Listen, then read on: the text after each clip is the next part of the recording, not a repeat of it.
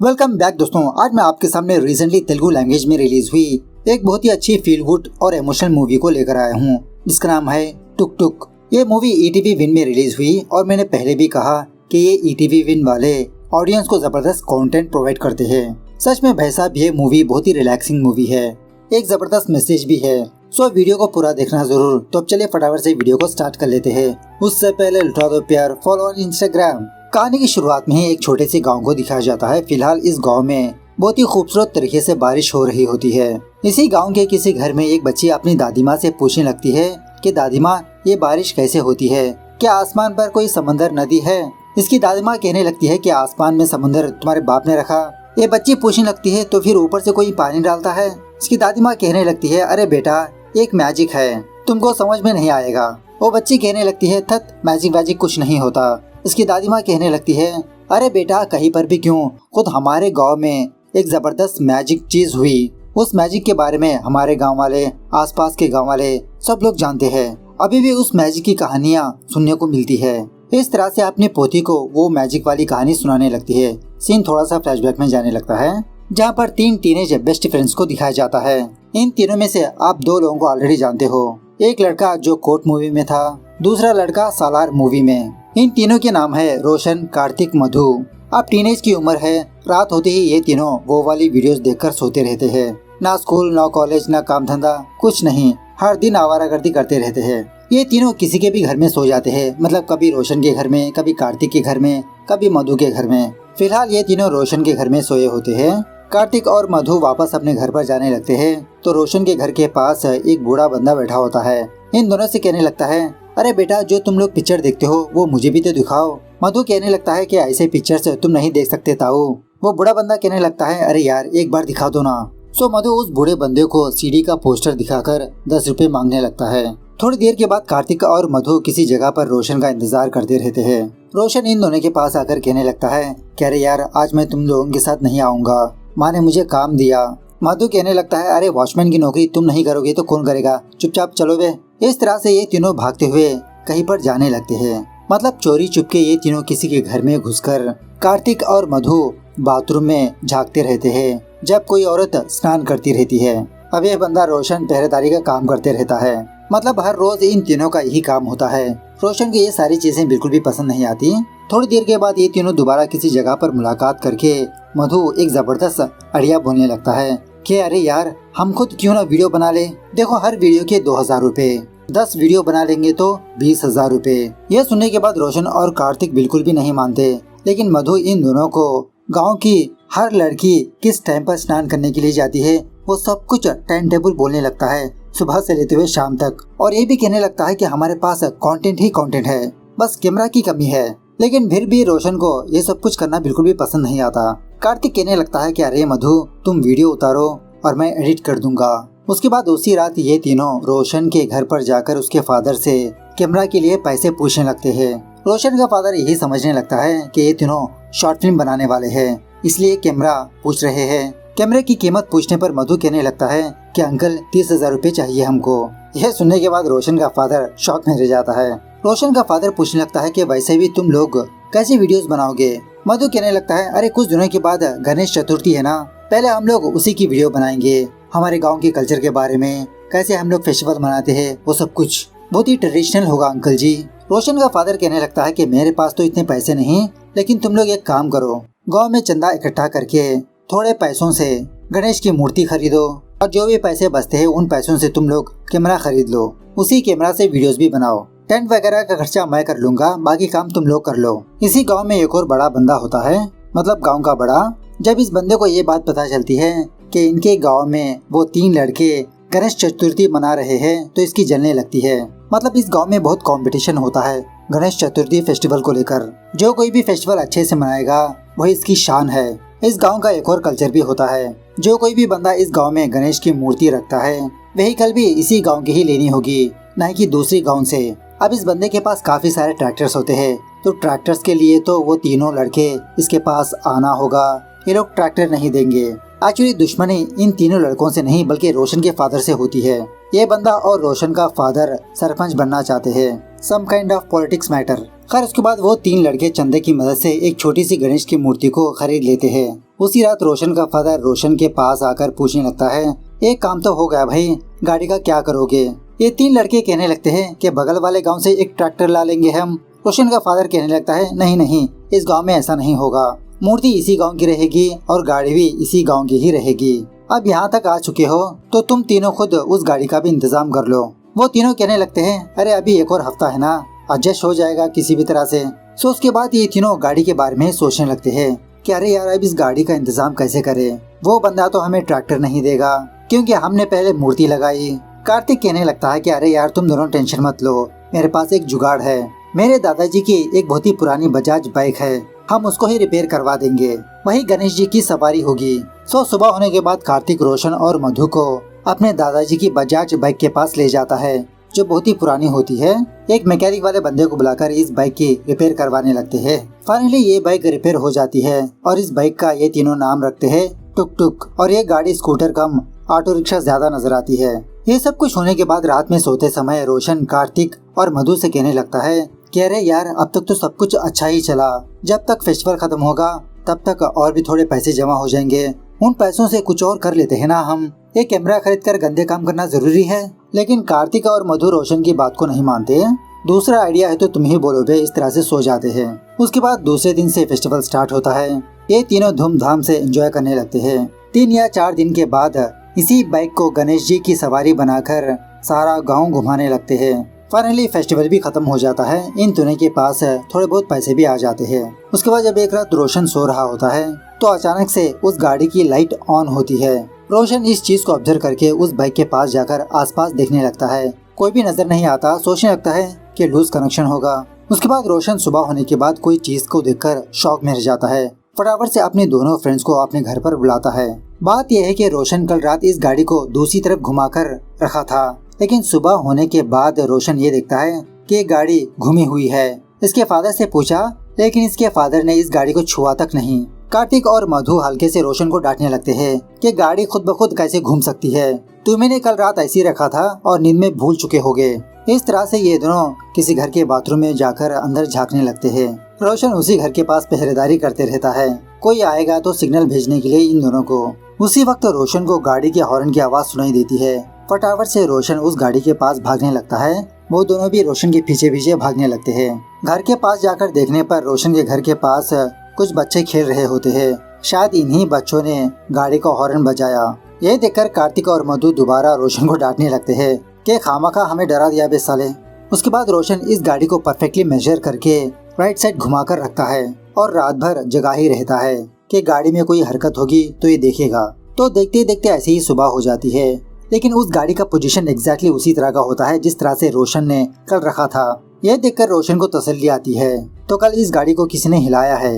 लेकिन शॉकिंगली थोड़ी देर के बाद ये गाड़ी हरकत करने लगती है, मतलब अपने आप लेफ्ट साइड घूम जाती है। यह देखकर रोशन के तो होश ही उड़ जाते हैं। एक्चुअली बात यह है कि जिस साइड से सूरज उगता है एक गाड़ी उस तरफ घूम जाती है। रोशन बहुत देर तक उसी गाड़ी के पास खड़ा रहता है कि ये गाड़ी दोबारा क्या हरकत में आएगी, आखिरकार इस गाड़ी के अंदर क्या है, कैसे हिली ये गाड़ी। लेकिन दोबारा ये गाड़ी हरकत में नहीं आती। थोड़ी देर के बाद रोशन अपने दोनों फ्रेंड्स को अपने घर पर बुलाकर दोबारा इस गाड़ी को राइट साइड घुमाकर रखता है, अच्छे से मेजर करके। कहने लगता है कि तुमने देखा ना कि फिलहाल इस गाड़ी का पोजीशन कैसा है, आज रात तुम दोनों मेरे घर पर ही सो जाओ, सुबह उठकर देखना मैं तुमको एक मैजिक दिखाता हूँ। सो ये दोनों भी ठीक है समझकर उसी रात रोशन के घर के पास सो जाते हैं। रोशन सुबह 5 बजे अलार्म रखकर खुद नींद से जाकर इन दोनों को भी जगाता है। सो सुबह 5 बजे से लेते हुए ये तीनों उसी गाड़ी को ताड़ते रहते हैं। रोशन तो ना खुद सोता ना इन दोनों को सोने देता। और जब फाइनली सूरज उगने वाला होता है रोशन इन दोनों को अलर्ट कर देता है, अब देखो मैजिक। सो जब सूरज की किरणें इस गाड़ी पर पड़ती है तो ये गाड़ी अपने आप पलट जाती है सूरज की तरफ। कार्तिक और मधु शॉक में रह जाते हैं। अरे यार ये गाड़ी अपने आप कैसे घूम सकती है, ये कैसा मैजिक है। रोशन कहने लगता है कि आप तुम दोनों ये फालतू के काम छोड़ो, यही टुक टुक हमें पैसे कमा कर देगी। मुझे लगता है कि इस टुक टुक में भगवान गणेश जी आ चुके हैं, लोगों को यही मैजिक दिखाकर हम पैसे कमाएंगे, हमारी टुक टुक की तो मंदिर बनेगी अब। मधु कहने लगता है, हाँ तुमने सच कहा, लगता है ये टुक टुक हमारे लिए ही आई है। ऐसा कहना ही था। उस गाड़ी का हैंडल राइट साइड घूम जाता है। ये चीज रोशन और मधु ऑब्जर्व नहीं करते। कार्तिक देखकर इन दोनों को सुनाने लगता है कि अरे यार अभी अभी इसने अपना सर हिलाया। अरे मधु जो तुमने कहा वो दोबारा कहो। तो मधु दोबारा कहने पर गाड़ी की हैंडल दोबारा राइट साइड घूमती है। ये देखकर ये तीनों समझ जाते हैं कि ये गाड़ी हमसे बात भी कर रही है यार। अरे रोशन तुम कुछ और सवाल करो। रोशन पूछने लगता है क्या तुम भगवान हो? तो वो गाड़ी ना का जवाब देती है। मतलब इसका हैंडल राइट साइड घुमा तो नो होता है, लेफ्ट साइड घुमा तो यस होता है। मधु पूछने लगता है क्या मेरी फैमिली सेफ तो है ना? तो वो गाड़ी हाँ का जवाब देती है। ये तीनों समझ जाते हैं कि जिसका मतलब इस गाड़ी को सब कुछ पता है। तभी ये तीनों गांव के एक बंदे को बुलाकर कहने लगते हैं कि इस गाड़ी में भगवान आए हैं, तुम जो भी सवाल करो ये गाड़ी जवाब देगी। ये सुनने के बाद पहले तो ये बंदा यकीन नहीं करता, लेकिन बाद में कुछ सवाल पूछने पर ये गाड़ी हाँ या ना का जवाब देती है। उसके बाद क्या था, दूसरे दिन सुबह सवेरे गांव के सारे लोग रोशन के घर के पास जमा हो जाते हैं गाड़ी का वो मैजिक शो देखने के लिए। ये तीनों उस गाड़ी को दोबारा राइट साइड घुमाकर रखते हैं। सो जब सूरज उगने ही वाला होता है तो ये गाड़ी सूरज की तरफ घूम जाती है। सारे गांव वाले इस चीज को देखकर शॉक में रह जाते हैं। सारे गांव वाले यही समझने लगते हैं कि इस गाड़ी के अंदर भगवान जी है, अपने हाथ जोड़ने लगते हैं। उसके बाद क्या था, रोशन अपने घर के सामने ही एक छोटा सा टेंट लगाकर गांव वालों से टिकट लेते हुए उस टुक टुक के पास भेजने लगता है। उनके सवालों का जवाब हासिल करने के लिए है। जबरदस्त तरीके से लाइन लगती है इनके पास, पैसा ही पैसा होता है इन तीनों के पास। इसी दरमियान में ये तीनों ये भी सोच लेते हैं कि हम आसपास के गांव पर जाकर हमारे टुक टुक का मैजिक दिखाएंगे।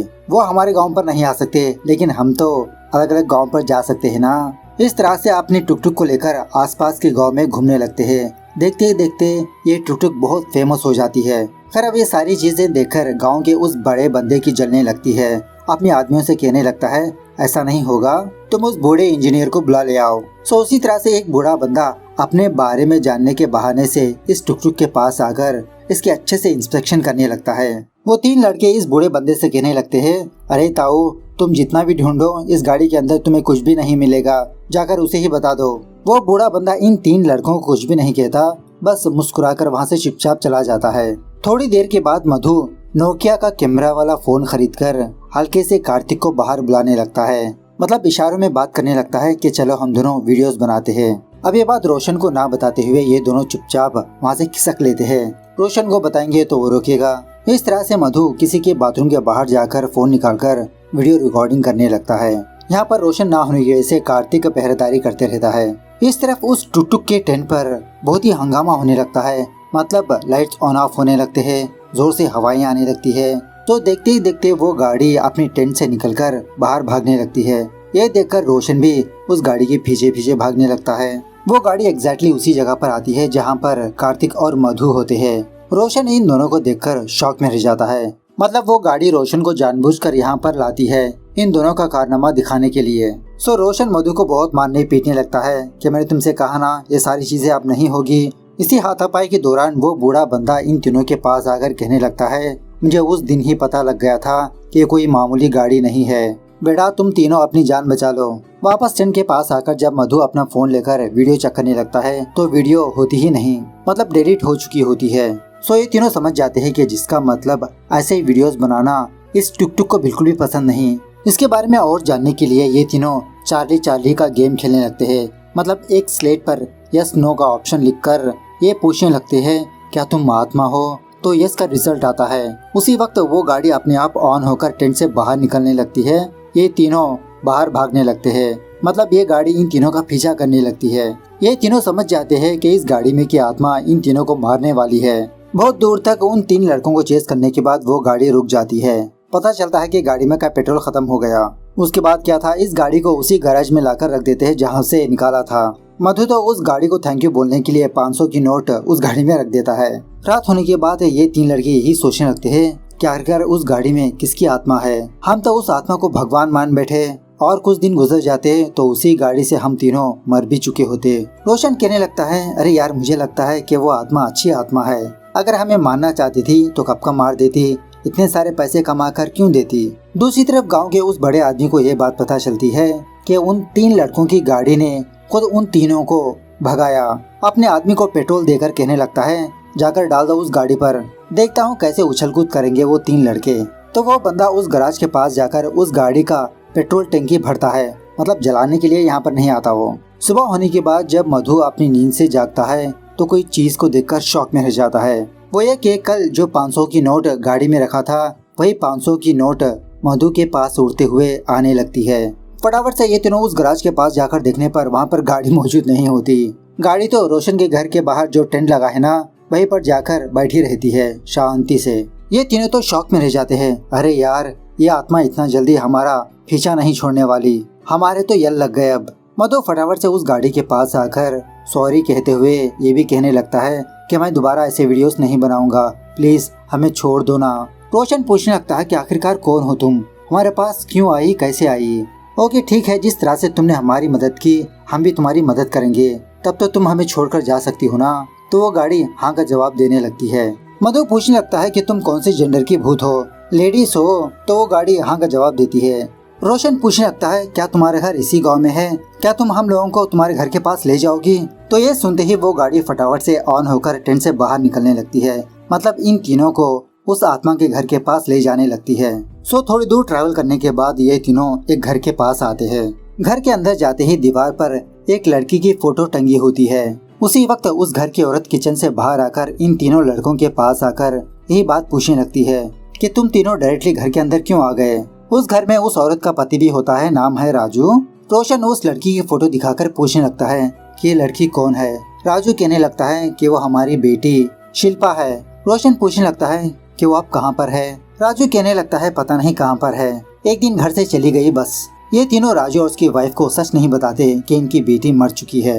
यही कहने लगते हैं कि हम घर घर जाकर उनका फ्यूचर बताने की कोशिश कर रहे हैं। अगर आपको हमारी गाड़ी से कुछ पूछना है तो पूछ लीजिए। पहले तो ये हस्बैंड एंड वाइफ मना करने लगते हैं कि हमें इन सारी चीजों पर भरोसा नहीं, तुम लोग यहाँ से जा सकते हो। लेकिन थोड़ी देर के बाद राजू की बीवी उस गाड़ी के पास आकर यही बात पूछने लगती है, क्या मेरी बेटी अच्छी है, सही सलामत है? तो वो गाड़ी हाँ का जवाब देने लगती है।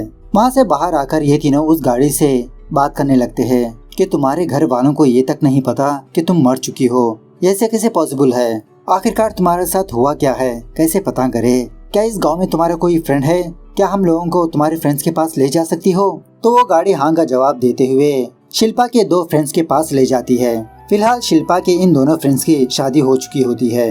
वो 3 लड़के कहने लगते हैं कि तुम्हारी शिल्पा इस गाड़ी में है, इस गाड़ी में शिल्पा की आत्मा है। शिल्पा के फ्रेंड्स कहने लगते हैं कि तुम तीनों इतने दिनों तक इस गाड़ी में भगवान रहते हैं, ये लोगों को भरोसा दिलाया, अब इस गाड़ी में शिल्पा की आत्मा रहती है। 3 लड़के कहने लगते हैं अरे दीदी, हमने यही सोचा, लेकिन खुद शिल्पा ने अपना घर दिखाया हमें और तुम्हारे घर को भी। तुम दोनों को यकीन नहीं होता ना? चलो एक काम करो, शिल्पा से एक ऐसा सवाल पूछो जो सिर्फ तुम दोनों ही जानते हो। शिल्पा की फ्रेंड कहने लगती है कि कॉलेज होने के बाद हम तीनों एक जगह पर मुलाकात करते थे, क्या तुम उस प्लेस के बारे में जानती हो? वो हमारी सीक्रेट प्लेस है। तो एक गाड़ी मतलब शिल्पा की आत्मा एक बड़े से पेड़ के पास ले जाती है। तब जाके शिल्पा के वो दोनों फ्रेंड्स को यकीन होता है। उसके बाद क्या था, शिल्पा के दोनों फ्रेंड्स इन 3 लड़कों को शिल्पा की कहानी बताने लगते हैं। ये 3 लड़के शिल्पा की कहानी को इमेजिनेशन करने लगते हैं। शिल्पा और उसके दोनों फ्रेंड्स बहुत ही अच्छे फ्रेंड्स होते हैं। जहाँ पर भी जाते ये तीनों एक साथ जाते, सम काइंड ऑफ कॉलेज की पढ़ाई करते रहते हैं। और इसी तरह शिल्पा को बाहर घूमना बहुत पसंद होता है, एक तितली की तरह। खैर इस गाँव में एक छोटी सी स्कूल होती है। मास्टर जी उन बच्चों को हर रोज एक ही टेबल पढ़ाते रहता है और ढेर सारा होमवर्क देकर दूसरे क्लास में जाकर सो जाता है। शिल्पा और उसके दोनों फ्रेंड्स मौका देकर इस क्लासरूम में आकर इन बच्चों को अंग्रेजी की पढ़ाई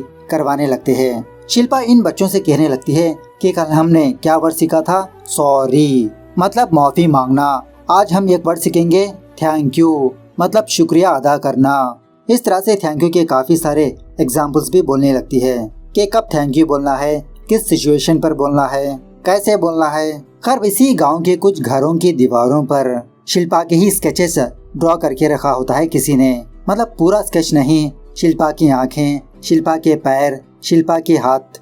शिल्पा उसके दोनों फ्रेंड्स से यही सोचने लगते हैं कि आखिरकार उन स्केचेस को कौन ड्रॉ कर रहा है, किसके पास इतनी हिम्मत होगी। किसी न किसी दिन उस टैलेंटेड बंदे को जरूर पकड़ना होगा।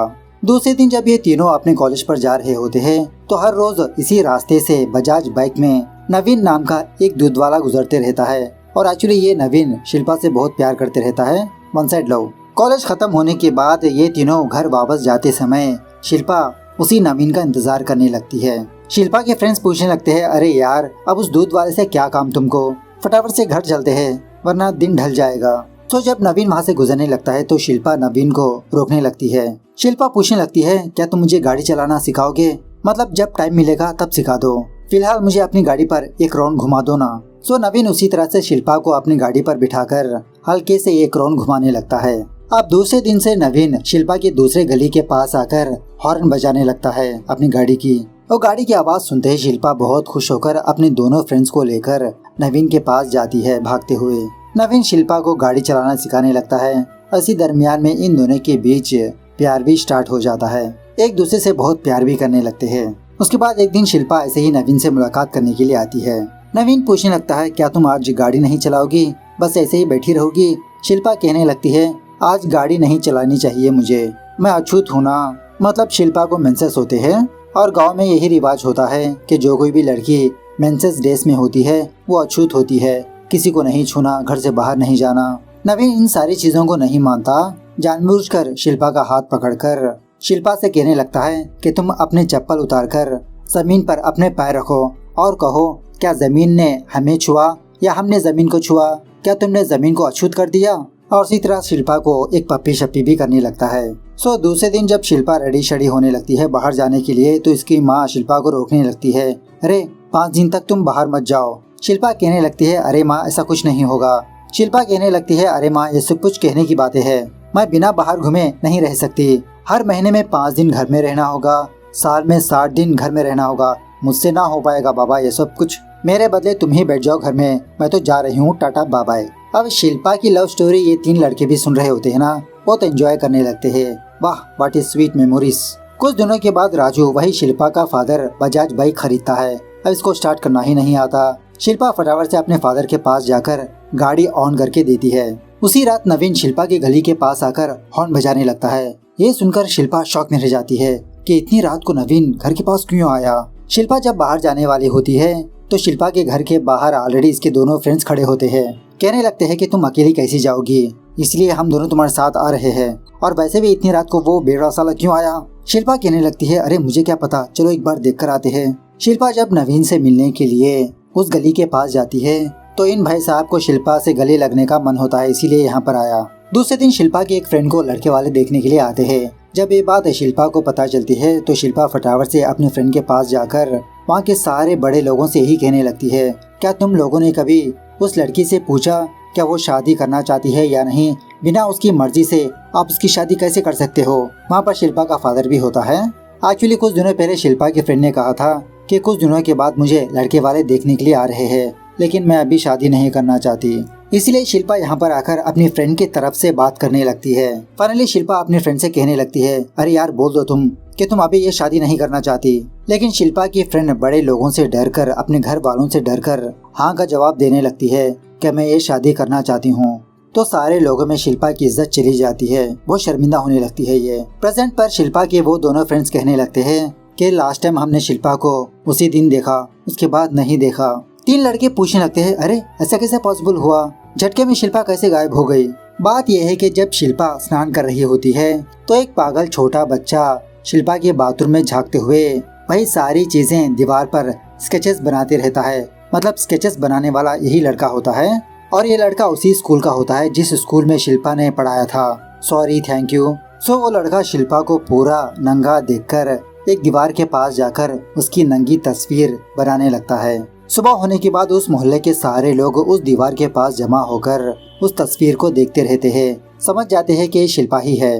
राजू भी उस दीवार के पास आकर ये तस्वीर देखकर शॉक में रह जाता है। इस तस्वीर को देखकर गांव में यही रूमर फैलने लगता है कि पता नहीं शिल्पा ने किस बंदे को अपना जिस्म दिखाया, पता नहीं किसके साथ गुलछर्रे उड़ा रही है। राजू फटाफट से एक पेंट लाकर उस तस्वीर को मिटा देता है। इस तरफ घर में शिल्पा की माँ भी शिल्पा को डांटती रहती है कि कौन है वो बंदा जो तुम्हारी ऐसी तस्वीर बनाई। शिल्पा भी रोते हुए कहने लगती है कि माँ मैंने किसी को भी अपना जिस्म नहीं दिखाया, पता नहीं कौन है वो बंदा, मैं अपनी मर्यादा नहीं भूली माँ। प्रेजेंट पर शिल्पा के दोनों फ्रेंड्स इन 3 लड़कों से कहने लगते हैं कि इस घटना के काफी दिनों के बाद ये बात पता चली कि ऐसे स्केचेस को ड्रा करने वाला एक छोटा बच्चा है जिसका दिमाग सही नहीं। लेकिन तब तक देरी हो चुकी थी, शिल्पा गायब हो चुकी थी। और इसी तरह उस घटना के बाद शिल्पा अपने घर से बाहर ही नहीं निकली। नवीन भी हर रोज गली के पास आकर हॉर्न बजा बजा कर थक गया। एक दिन उसने भी आना बंद कर दिया।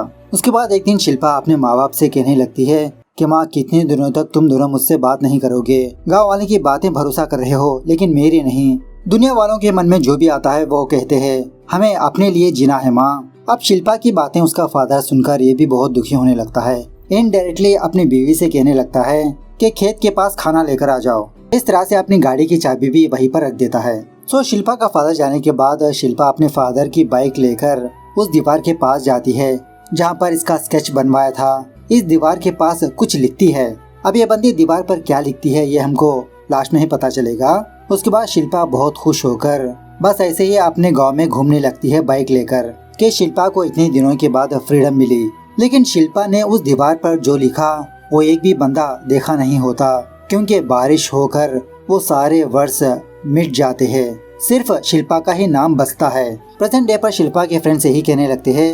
उसके बाद शिल्पा का क्या हुआ किसी को कुछ नहीं पता, और शिल्पा गांव वालों से क्या कहना चाहती है ये भी किसी को नहीं पता। तुम लोगों की वजह से हमें ये बात पता चली कि शिल्पा मर चुकी है, आत्मा बन चुकी है। सो ये तीन लड़के यही सोचने लगते हैं कि इसीलिए शिल्पा की आत्मा को मोक्ष नहीं मिला, मतलब शिल्पा की विश अधूरी रह गई। दीवार पर जो लिखा वो किसी ने नहीं देखा। आखिरकार शिल्पा ने उस दीवार पर क्या लिखा होगा, गांव वालों को क्या कहना चाहती है। और ये भी सोचने लगता है कि शायद उस दिन शिल्पा की गाड़ी का एक्सीडेंट हो गया और वो गाड़ी कार्तिक के दादाजी को मिली। सो बाद में ये तीनों दोबारा उस गाड़ी के पास जाकर शिल्पा से बात करने की कोशिश करने लगते हैं। लेकिन शिल्पा क्या कहना चाहती है इन तीन लड़कों को समझ में नहीं आता। उसी रात जब रोशन सो रहा होता है तो उसके दिमाग में एक बात खटकती है। अपने दोनों फ्रेंड से कहने लगता है कि अरे यार, मुझे पता लग गया कि शिल्पा क्या कहना चाहती है। तुम दोनों फटाफट से शिल्पा के फ्रेंड्स को और उसके माँ बाप को उस दीवार के पास ले आओ, मैं उस दीवार के पास जा रहा हूँ। इस तरह से रोशन उस दीवार के पास जाकर शिल्पा जो कहना चाहती थी वो लिखने लगता है। सुबह होने के बाद शिल्पा के माँ बाप ये देखते हैं कि शिल्पा के फोटो पर माला चढ़ी है। कार्तिक और मधु ने यही किया था कल रात। शिल्पा के माँ बाप समझ जाते हैं कि जिसका मतलब शिल्पा इस दुनिया में नहीं है। बाद में गांव के सारे लोग उस दीवार के पास जमा होते हैं और उस दिन शिल्पा ने यही वर्ड लिखा था, थैंक यू। मतलब उस दिन शिल्पा ने उन बच्चों को यही पढ़ाया था कि तुम्हारी जिंदगी में सुख हो दुख हो जो भी चीज हो, तुम पहले दूसरे लोगों को थैंक यू बोलना सीख लो। सो शिल्पा इन गांव वालों से गुस्सा नहीं होती, उल्टा इनका शुक्रिया अदा करने लगती है। शिल्पा के माँ बाप भी समझ जाते हैं कि इस गाड़ी में इनकी बेटी की आत्मा है, बहुत खुश होने लगते हैं। उसके बाद शिल्पा की आत्मा भी इस दुनिया से चली जाती है शायद। इसके कुछ दिनों के बाद जब ये तीन लड़के किसी जगह पर सुसु कर रहे होते हैं तो इन तीनों लड़कों के पास एक गाड़ी आकर रुकती है। मतलब एक बंदा ले जा रहा होता है, वो गाड़ी खराब हो जाती है और शॉकिंगली ये गाड़ी और किसी की नहीं, नवीन की होती है। मूवी के स्टार्टिंग में वो बच्ची अपनी दादी माँ से यही बात पूछने लगती है कि दादी माँ, उस नवीन का क्या हुआ। दादी माँ कहने लगती है, अरे वो एक बहुत ही लंबी कहानी है, कभी फुर्सत मिलेगी तो मैं सुना दूंगी। मतलब नवीन की आत्मा भी उसी गाड़ी में मौजूद होती है। इस तरह से ये मूवी यहाँ पर दी एंड होती है। सो मूवी कैसा लगी कमेंट करके बताना जरूर। मिलता है अगली वीडियो में, तब तक take care, bye bye, see you soon.